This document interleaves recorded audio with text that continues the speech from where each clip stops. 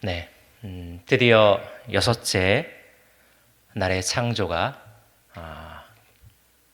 기록되는 본문을 이제 보게 됩니다.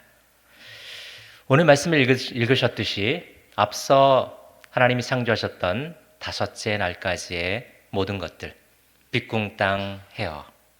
네, 기억나시죠, 여러분? 제가 첫 설교 때 또는 첫째 날을 설교하면서 빛궁 땅 헤어 동안이라고 하는 외계어 같은 말을 여러분에게 들려주셨던 것을 기억할 것입니다. 네, 하나님께서 첫째 날부터 여섯째 날까지 창조하셨던 그 모든 창조의 세계들을 우리는 이제 마지막 날 살펴보게 됩니다. 그런데 나머지 아까 말씀드린 다섯째 날까지의 그런 모든 창조가 실제적으로 여섯째 날에 창조될 짐승들과 그리고 우리 사람들을 위해서 준비된 것이라는 사실을 우리는 알게 됩니다. 29절과 30절에 제가 다시 읽어보면 하나님이 이르시되 내가 온 지면에 씨 맺는 모든 채소와 씨 가진 열매 맺는 모든 나무를 너에게 주노니 너의 먹을 거리가 되리라. 또 땅의 모든 짐승과 하늘의 모든 새와 생명이 있어 땅에 기는 모든 것에게는 내가 모든 푸른 풀을 먹을 거리로 주노라 하시니 그대로 되니라 하셨습니다. 이처럼 채소와 과일들은 누군가 먹어야 할 식재료들입니다. 물론 풀도 그렇죠. 이것들이 그냥 존재했다가 그냥 썩어서 사라진다면 그거에 대한 존재 가치는 아마 없을 것입니다. 하나님은 모든 세계의 창조물들을 쓰임새 있게 창조하셨습니다. 결코 헛되게 창조한 것은 하나도 없습니다. 전에 우리 몸에서 맹장이 별로 소용 가치가 없다 뭐 그런 얘기도 우리가 있었던 걸로 저는 기억합니다. 네. 그러나 전혀 그렇지 않죠. 맹장이 뜨면 우주여행을 못 간다고 합니다. 네. 그런 것처럼 우리 몸에나 아니면 우리 온 세계에 하나님 창조하신 그 창조의 세계 속에서 쓸모없는 것들은 하나도 없습니다. 하나님께서는 채소와 과일을 우리 사람들에게 먹을 것으로 주셨고 또 푸른 풀들은 짐승들이 뜯어먹을 수 있도록 하나님께서 하신 것이죠. 그렇게 다섯째 날까지 창조하신 하나님은 그 모든 것을 먹고 성장할 수 있도록 짐승들을 24절과 25절에 창조하시고 그리고 26절에 27절에 우리 사람을 만드셨습니다. 그 사람 만드신 26절 27절을 보면 하나님이 이르시되 우리의 형상을 따라 우리의 모양대로 우리가 사람을 만들고 그들로 바다의 물고기와 하늘의 새와 가축과 온 땅과 땅에 기는 모든 것을 다스리게 하자 하시고 하나님이 자기 형상 곧 하나님의 형상대로 사람을 창조하시되 남자와 여자를 창조하시고 라고 기록되어 있습니다. 이 말씀에서 보듯이 하나님은 우리 사람을 매우 특별히 취급하신 것을 우리는 발견하게 됩니다. 그것은 바로 오늘 제목처럼 하나님의 형상을 따라 하나님의 모양대로 우리 사람을 창조하셨다는 것입니다. 물론 하나님이 어떤 형상이나 모양을 갖고 계신다고 오해를 하시면 안 됩니다. 하나님은 영이시기 때문에 어떤 형상이나 모양이 없으신 분이십니다. 그렇다면 하나님의 형상을 따라 하나님의 모양대로 우리를 만드셨다는 것의 의미는 무엇일까요? 저는 오늘 바로 이 의미에 대해서 네 가지로 여러분에게 설명을 드리고자 합니다. 첫째로 우리가 하나님의 형상을 따라 그리고 하나님의 모양대로 창조되었다는 사실은 다른 피조물들과는 극명한 차이점이 있다는 것입니다. 하나님은 우리 사람 외에 그 어떤 피조물에게도 우리의 형상을 따라 우리의 모양대로 라고 하는 표현을 쓰신 적이 없으십니다. 오직 우리 사람에게만 말씀하셨습니다. 그리고 단지 우리 사람에게만 하신 그 말씀의 특이점만 갖는 것이 아니라 하나님의 형상을 따라 하나님의 모양대로 창조되었다는 것에서 다른 피조물들과는 비교 자체가 불가한 차이점을 갖습니다. 전에 개그 프로그램 중에서 아빠와 아들이라는 프로가 있었습니다. 혹시 기억하시는 분도 계실 것입니다. 개그맨 두 분이 나오셔서 아빠와 아들로 그렇게 분을해서 코너를 진행하는 아주 재밌게 진행을 했던 걸로 기억이 납니다. 그런데 그 두 분의 체형이 매우 매우 흡사해서 아버지를 닮은 아들이라고 해도 과언이 아닐 정도였습니다. 마찬가지로 우리들도 자녀들이 부모를 닮는 것은 너무나도 당연한 것입니다. 그런데 그 닮음이 사람과 사람이면 그러려니 하지만 사람이 하나님을 닮았다 하는 것은 차원이 다른 영광이 아닐 수 없습니다. 피조물이 창조주를 닮았다. 네, 물론 그 피조의 세계 모든 것들은 하나님의 닮음이 있을 것입니다. 그러니까 우리가 그것들을 보고도 하나님을 발견할 수 있다라고 우리는 할 수 있죠. 그러나 근본적으로 하나님께서 성경을 통해서 말씀해 주시는 우리의 형상을 따라 우리의 모양대로 창조하신 유일한 존재는 바로 저와 여러분들이란 사실입니다. 힘으로는 사자나 코뿔소나 또는 코끼리나 공룡 같은 짐승들이 나았을 것입니다. 또 능력으로는 하늘을 나는 독수리나 또는 바다의 포식자 상어가 더 나았을지도 모릅니다. 크기로는 공룡이나 바닷속 고래 같은 거대한 생물이 더 그럴싸했을지도 모르겠습니다. 그런데 하나님은 그런 모든 것들을 제쳐두고 태어나 1년 내내 기어다니고 말도 못하는 사람을 택하사 하나님의 형상을 따라 하나님의 모양대로 창조하신 것입니다. 물론 하나님께서는 우리 사람을 다른 동물들에 비해서 위에서 말한 그런 핸디캡들을 다 극복할 만큼 뛰어난 지성을 갖게 하셨습니다. 그렇기 때문에 모든 생물들을 알고 다스리고 정복하라라고 하셨습니다. 그것이 오늘 본문 28절 말씀입니다. 같이 한번 읽어보겠습니다. 28절 같이 읽겠습니다. 시작. 그들에게 복을 주시며 하나님이 그들에게 이르시되 생육하고 번성하여 땅에 충만하라. 땅을 정복하라. 바다의 물고기와 하늘의 새와 땅에 움직이는 모든 생물을 다스리라 하시니라. 아멘. 네. 그리고 최초의 사람 아담은 그것을 실행에 옮긴 최초의 사람이었습니다. 창세기 2장 19절에 보니까 여호와 하나님이 흙으로 각종 들짐승과 공중의 각종 새를 지으시고 아담이 무엇이라고 부르나 보시려고 그것들을 그에게로 이끌어 가시니 아담이 각 생물을 부르는 것이 곧 그 이름이 되었더라 라고 했습니다. 이는 아담이 하나님께서 창조한 모든 피조물들의 본질을 꿰뚫어 알고 있었다라는 것을 의미합니다. 코가 기니 코끼리요, 또 목이 기니 기린이고 코에 뿔이 달렸으니 코뿔소다. 네. 이렇게 각각의 특징을 알고 그 본질을 잘 파악한 아담은 거기에 맞는 이름들을 지어줄 줄 알았던 것입니다. 그렇지 못했다면 아마 아담은 머리가 엄청 아팠을 것 같아요. 온 세상의 모든 동물들을, 짐승들의 이름을 다 지어준다는 거 여러분 쉽지 않겠죠? 네, 호랑이라고 지어놓고서 내가 쟤를 호랑이라고 졌나, 사자라고 졌나, 또는 사자라고 져놓고도 내가 잘못 지진 않았나 하는 그런 염려함들, 근심함들이 아마 아담의 머리를 쥐가 났을 정도로 아프게 했을 것입니다. 하지만 아담은 하나님께서 데려온 그 모든 것들에게 꼭 맞는 이름들을 짓는 그런 탁월한 지성을 가졌던 것입니다. 이 모든 것이 하나님께서 사람을 하나님의 형상을 따라 하나님의 모양대로 창조하셨기 때문에 가능한 것이었습니다. 이처럼 아담은 전지하신 하나님의 지성을 닮은 자로서 그러한 능력을 보이기에 충분했던 것입니다. 그랬기에 하나님은 땅을 정복하라, 바다의 물고기와 하늘의 새와 땅에 움직이는 모든 생물을 다스리라 하시면서 우리 사람을 하나님의 대리 통치자로 세우신 것입니다. 그러나 그렇다고 해서 우리 사람이 이 세상을 마음대로 해도 되느냐라는 그런 말은 아닙니다. 대리 통치자라는 말은 말 그대로 하나님께서 맡겨주신 그 사명을 충성되이 감당하라는 것이지 자기 마음대로 그 모든 것들을 해도 된다라는 것은 아닌 것입니다.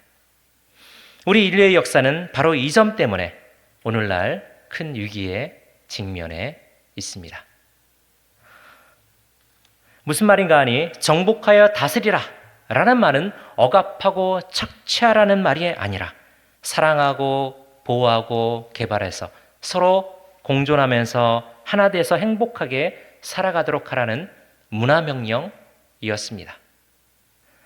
그런데 우리가 그 역할을 제대로 감당하지 못함으로 지구가 위기에 처해 있다는 사실입니다. 우리 인류의 역사를 돌아보면 개발을 이유로 무분별하게 자연을 파괴하는 것도 모자라서 서로 사람들끼리 뺏고 빼앗는, 뺏기는 침략과 약탈의 역사로 말미암아서 스스로 하나님 보시기에 심히 좋았던 이 세상을 심각하게 망가뜨리고 또 지금도 그렇게 망가뜨리고 있다고 할 수 있습니다. 그 파괴의 현장을 잠시 사진 몇 장을 통해서 함께 봤으면 좋겠습니다. 여러분, 저 사진이 무엇으로 보이십니까? 네, 보신 분은 아시겠지만 쓰레기입니다. 어디에 저렇게 쓰레기가 남았냐면 태평양 한가운데 쓰레기 섬이 생겼다는 것입니다. 사진으로 다 담기가 어려운데 저 넓이가 어느 정도 되냐면 한반도의 15배라고 합니다. 태평양의 한가운데에 저런 쓰레기 섬이 존재한다는 얘기입니다. 그런데 여러분, 저 쓰레기 섬이 하나가 아니라 5대양에 다 있다고 해요. 그러니까 5개가 있다는 거죠. 한반도에 15배 되는 저 무지막지한 쓰레기가 다 어디서 왔겠습니까? 다 우리 사람들이 버린 거죠. 우리 사람이 하나님께서 주신 자연을 파괴하고 있는 겁니다. 그뿐만이 아니죠. 우리가 지금까지 역사 속에서 보았던 98% 되는 역사 속에서 우리가 전쟁을 치러왔던 그 모습을 우리는 이 사진 한 장에서 또한 볼 수가 있습니다. 네, 한 장 넘겨주시죠. 네, 바로 일본 히로시마와 나가사키에 투하됐던 리틀보이와 팻맨이라고 하는 핵폭탄입니다. 네, 저걸로 인해서 연합군은 승리했겠지만 그러나 일본은 저로 말미암아서 수많은 사람들이 원폭의 고통을 받아야 했습니다. 그뿐만이 아니죠. 이 핵폭탄에 무려 400배나 되는 그런 엄청난 사건도 있었습니다.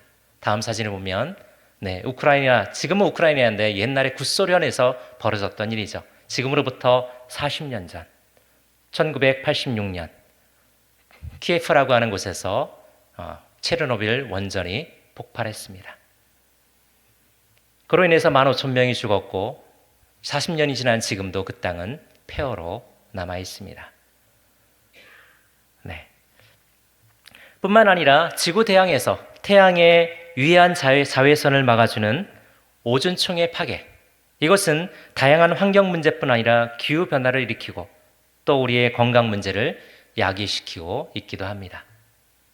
때문에 우리는 지금부터라도 하나님께서 우리를 이 세계 대리 통치자로 세우신 것에 대한 그 합당한 사명을 잘 감당하기를 우리는 힘써야 할 것입니다. 그렇지 않으면 그 결과는 이제 다음 사진에서 나타나는 것처럼 미세 플라스틱이라는 역습이, 습격이 우리에게 더 강하게 다가올 것입니다. 플라스틱이 점점 사라지면서 거기서 부서지면서 나타나는 조그만 알갱이들, 그 미세 플라스틱이 바로 우리 몸 안으로 계속해서 침투해 들어온다는 사실 여러분 아십니까? 네, 그냥 침투하는 게 아니라 공기 중에도 물론 있다고 합니다. 우리가 먹는 생선, 물고기들 또는 야채들, 그 안에 다양한 미세 플라스틱이 다 묻어 있어서 우리가 그것을 섭취함을 통해서 우리 안에 심각한 장애를 일으킬 수 있다는 그런 결과입니다. 우리가 망가뜨린 대로 바로 우리 자신이 망가지는 결과를 우리는 맞고 있는 것입니다. 이러한 치명적인 결과를 바꾸기 위해서 필요한 최우선적인 것은 무엇일까요? 우리가 진짜 왕이 아니라 진정한 왕은 하나님이심을 우리가 잊지 않는 것입니다. 대리 통치자로 세워졌더니 자기가 왕인 듯이 행동한 결과가 오늘날 우리가 직면한 위기의 지구를 우리가 맡고 있기 때문입니다. 하나님의 왕이심을 인정하는 것, 그것이 바로 그 무엇보다 최우선적으로 가져야 할 우리의 자세가 아닐 수 없다 하겠습니다. 우리는 다만 하나님의 형상을 따라 그 모양대로 창조된 피조물이지 우리가 결코 하나님이 될 수는 없습니다. 아니, 하나님이 되려고 해서도 안 되죠. 우리는 하나님께서 우리의 주인이심을 결코 잊어서는 안 되겠습니다. 두 번째로 우리가 하나님의 형상을 따라 하나님의 모양대로 창조되었다는 사실 속에는 삼위일체 하나님께서 상호 협의와 협력을 통해서 심혈을 기울여 우리를 창조하셨다라는 놀라운 비밀이 숨겨져 있습니다. 여러분, 우리 사람 외에 그 어떤 피조물도 하나님의 형상을 따라 하나님의 모양대로 창조된 것이 없고, 또 하나님께서 그들을 창조할 때 서로 의논하셨다, 심혈을 기울여서 만드셨다라는 표현은 어디에서도 찾아볼 수가 없습니다. 다시 26절 말씀을 보면 하나님이 이르시되 우리의 형상을 따라 우리의 모양대로 우리가 사람을 만들고 그들로 바다의 물고기와 하늘의 새와 가축과 온 땅과 땅에 기는 모든 것을 어떻게 하자? 다스리게 하자라고 하셨습니다. 다스리자라고 한 게 아니라 다스리게 하자. 서로 의논을 하시고 협의를 하신 겁니다. 예술가들이 그림을 그리거나 조각을 하거나 도예를 할 때, 또 곡을 쓰거나 쓰는 작곡가들이나 또는 작사가들이 그렇게 하는 작업 과정을 우리는 창작의 과정이다, 이렇게 이야기하는데, 그래서 어떤 작품을 만들 때는 어떤 분들은 쉽게 5분 만에 만들었다, 또는 30초 만에 만들었다는 작품도 있더라고요. 제가 언뜻 보니까 툭 치니까 이렇게 또 넘어져가지고 그 작품이다 이렇게 하는 것도 봤습니다. 그것처럼 쉽게 만드는 경우도 있습니다. 그러나 정작 작가의 혼을 불어넣어서 만든 작품들은 오랜 기간, 또 엄청난 에너지를 쏟아부어서 완성하는 경우가 대부분입니다. 그런 작품을 여러분에게 두 가지로 소개를 해드리겠습니다. 하나는 미켈란젤로의 그림입니다. 바로 성 시스티나 대성당에 그려진 천장화와 또 최후의 심판이라는 그림입니다. 이 그림들은 각각 4년과 5년이라는 엄청난 기간을 거쳐서 미켈란젤로가 완성한 작품입니다. 천정화를 그릴 때 미켈란젤로는 하늘을 쳐다보면서 천장을 쳐다보며 그렸기 때문에 목 디스크가 오고 또 안류가 눈에 들어가서 시력이 많이 저하됐다라는 이야기도 있습니다. 또 하나의 사진은 스페인 바르셀로나 사그라다 파밀리아 대성당입니다. 전에 우리 담임 목사님께서 잠깐 여러분에게 소개해드린 적도 여러분 기억나실 것입니다. 저 사진은 멀리에서 찍은 사진입니다. 저 중앙에 있는 성과 같은 저 곳이 바로 성당입니다. 1882년 착공 후에 무려 144년간이나 지어지고 있는 성당입니다. 여러분, 언제 완성됐을까요? 네, 불행히도 아직 완성됐다라는 것을 우리는 알 수가 없습니다. 원래는 이 안토니오 가우디가 이 성당을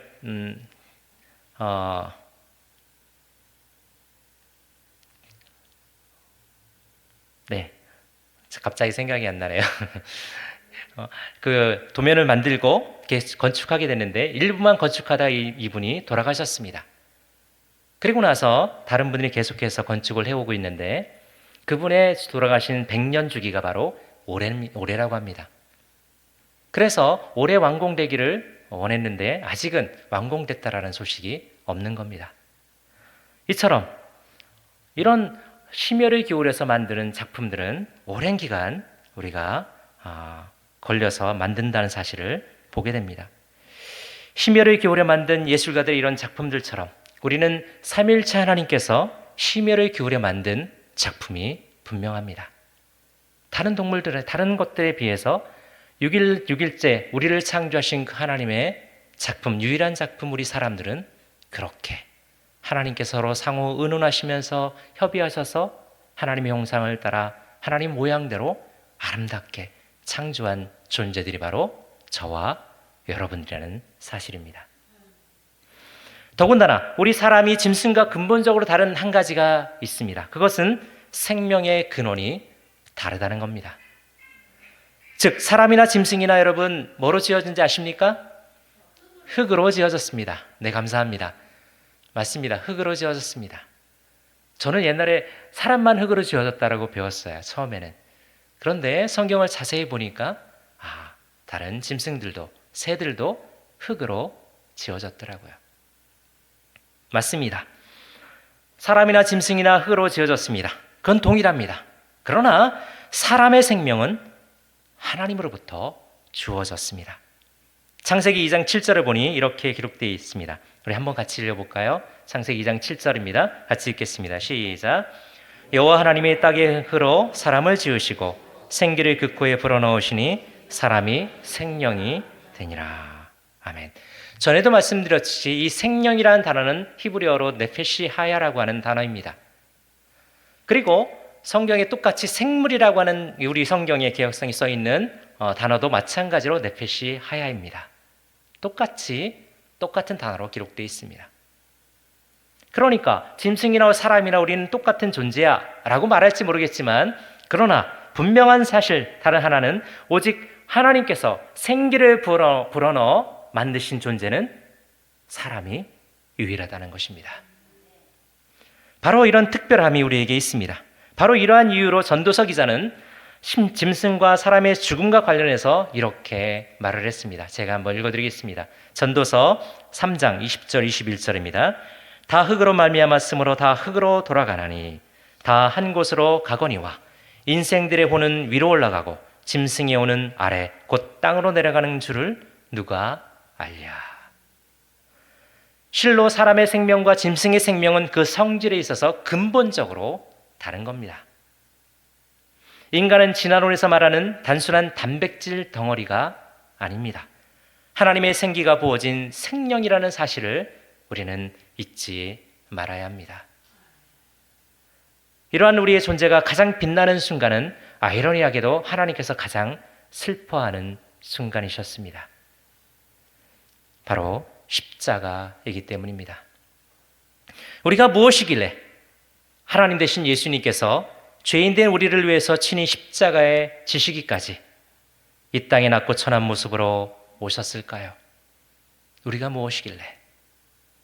게다가 우리의 대속제물로 죽으시기까지 하셨으니 우리라는 존재는 분명 존귀한 존재가 틀림이 없는 것입니다. 나는 모르더라도 하나님 보시기에 우리는 엄청 존귀한 존재가 맞습니다. 하나님 자신이 내려오셔서 우리를 위해서 대신 죽어주시기까지 할 그런 존재이기 때문이죠. 하나님의 형상과 하나님의 모양대로 창조된 존귀한 존재, 그것이 바로 우리들이라는 사실, 여러분 잊지 마시기 바랍니다. 그러기에 세상 사람들이 우리를 아무리 보잘것없는 존재로 취급한다 할지라도, 개돼지 취급을 한다 할지라도 하나님께서 천하보다 더 존귀한 존재를 인정하신 이들이 바로 저와 여러분이라는 사실 앞에 우리는 당당하게 세상 가운데 나가 살아야 하는 것입니다. 주눅들 필요가 없습니다. 남들보다 가진 것이 없다고요? 어떤 특출난 능력이 없다고요? 남들보다 못났거나 또는 현재의 부족한 부분이 많다고요? 그래도 괜찮습니다. 하나님은 그 자체로 우리를 존귀한 존재로 하나님의 형상과 하나님의 모양대로 창조하신 놀라운 존재가 바로 저와 여러분들이라는 사실입니다. 그러니 누가 여러분들을 향해서 손가락질하고 누가 여러분들을 향해서 뭐라 한다 할지라도 여러분들은 하나님 보시기에 가장 존귀한 분들이라는 사실을 잊지 마시고 그 자긍심을 가지고 살아가시기 바랍니다. 이것이 우리 그리스도인들의 자존감입니다. 이처럼 사람의 생명은 이 세상의 모든 생물들의 생명을 합친 것보다도 귀하여 예수님조차도 천하를 주고도 바꿀 수 없을 만큼 존귀한 것이 바로 우리의 영혼이다 라고 말씀하셨습니다. 세 번째로 우리가 하나님의 형상을 따라 하나님의 모양대로 창조되었다는 사실은 이 세상의 모든 사람들을 우리는 사랑해야 한다라는 뜻을 담고 있습니다. 여섯 번째 날 사람의 창조는 6일간의 창조 사역을 마무리 짓는 창조의 절정이자 클라이막스입니다. 이는 하나님께서 우리 만물을 창조하시되 인간을 중심으로 창조하셨다라는 것입니다. 나 하나 살게 하시려고 이 세상 모든 것을 창조하신 하나님. 제가 계속해서 말씀을 드리면서 이 말은 끊임없이 여러분에게 반복해 드리고 있습니다. 바로 여러분 한 사람을 위해서 하나님께서 인 오즈 만물을 창조하셨다고 말입니다. 그러니 얼마나 여러분 대단한 분들이십니까? 여러분들은 정말 존귀한 분들이 맞습니다. 이러한 세밀한 배려 속에 창조된 우리 사람들은 아담이라는 한 사람으로부터 하와가 만들어지고 그리고 그 아담과 하와를 통해서 지금 이때까지 우리는 번성해 왔습니다. 그 이야기는 우리 모두가 다 한 조상으로부터 출발한 한 가족이라는 이야기입니다. 아니, 한 아버지를 모시고 있는 한 자녀들이라는 말입니다. 믿든지 안 믿든지 상관없이 그것은 사실입니다. 그러기에 우리는 서로 사랑하지 않으면 안 됩니다. 미워하거나 시기하거나 질투해서는 더더욱 안 됩니다. 우리 모두는 한 몸이기 때문이죠.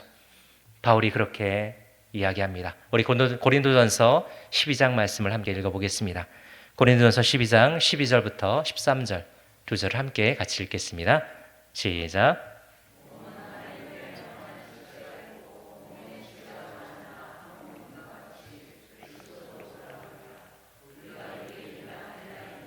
종이나 자유인이나 다 한 성령으로 세례를 받아 한 몸이 되었고 또 다 한 성령을 마시게 하셨느니라.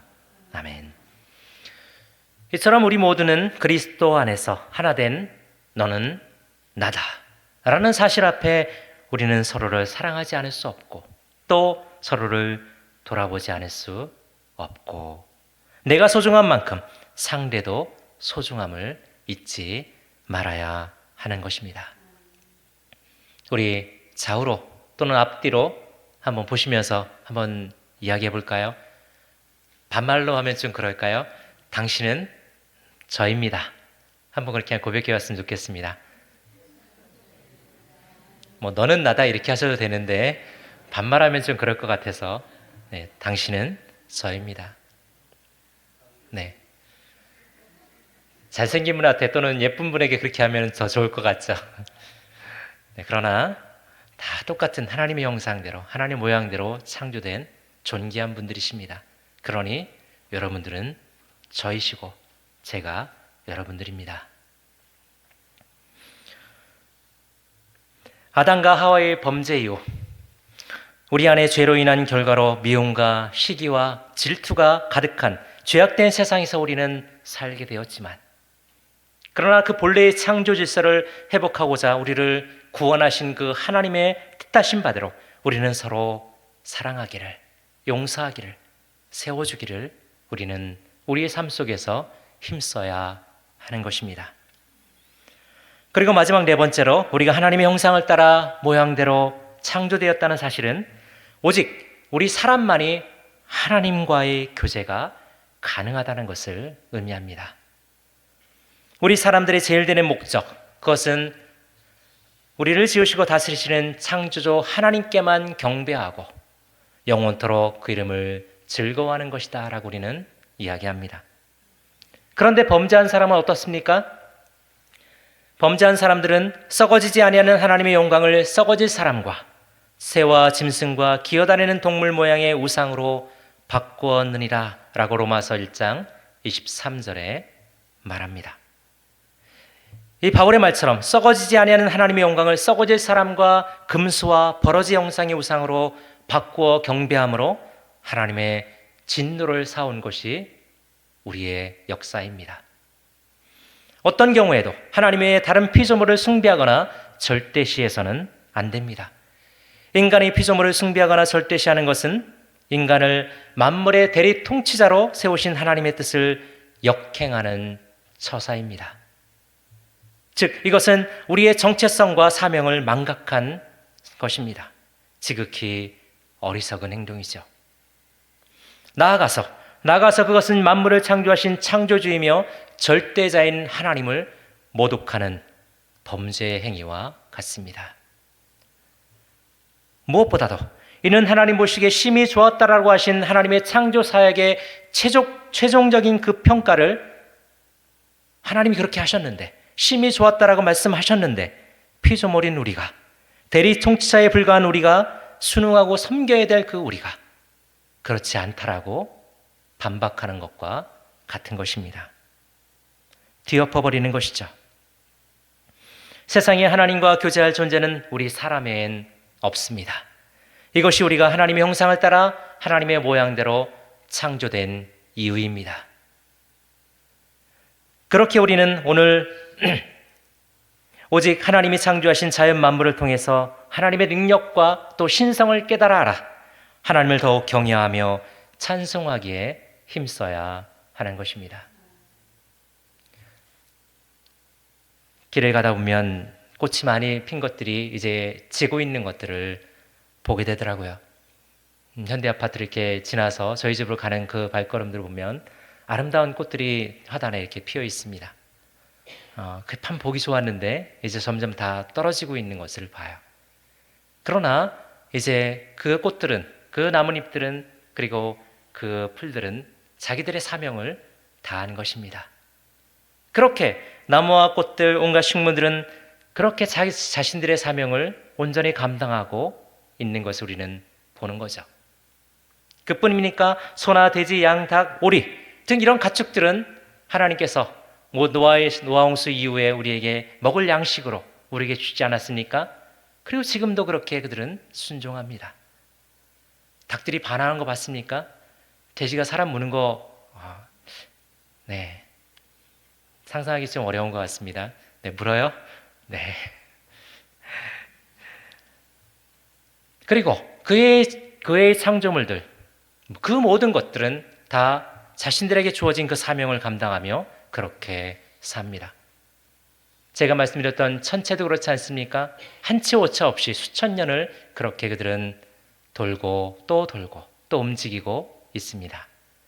그런데 만물의 영장이라고 하는 하나님의 형상과 하나님의 모양대로 창조되었다고 하는 이 특별한 우리 존재가 바로 우리들이 거기에 반기를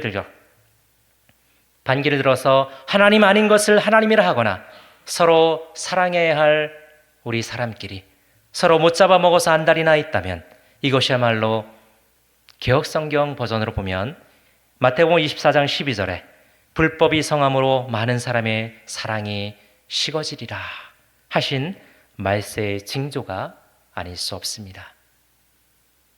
여러분, 서로 시기하고 질투하고 뒷담화하고 또 미워하는 그런 현상이 벌어지면 말세가 다가왔구나, 주님 오실 날이 멀지 않았구나 라고 우리는 기뻐할 수 있습니다. 그러나 우리 안에선 그래서는 안 됩니다. 우리 안에선 더 사랑하고 더 서로를 아껴주고 세워줘야, 그래야 그리스도의 몸을 우리는 완성할 수 있는 것입니다. 하나님의 솥대가 옮겨지기 전에 우리는 더 사랑하고 더 아껴주고 더 함께하는 그런 아름다운 진주 성북교회 공동체가 되기를 원합니다. 여러분, 그러니 서로 사랑하시기 바랍니다. 마음에 안 들 수도 있고 안 입고 올 경우도 좀 있을 수도 있습니다. 부족한 부분이 많이 보일 수도 있겠지만 하나님 안에서 한 자녀로 서로 사랑하고 품어주고 아껴주는 우리 모두가 되시기를 예수 그리스도의 이름으로 간절히 축원을 드립니다.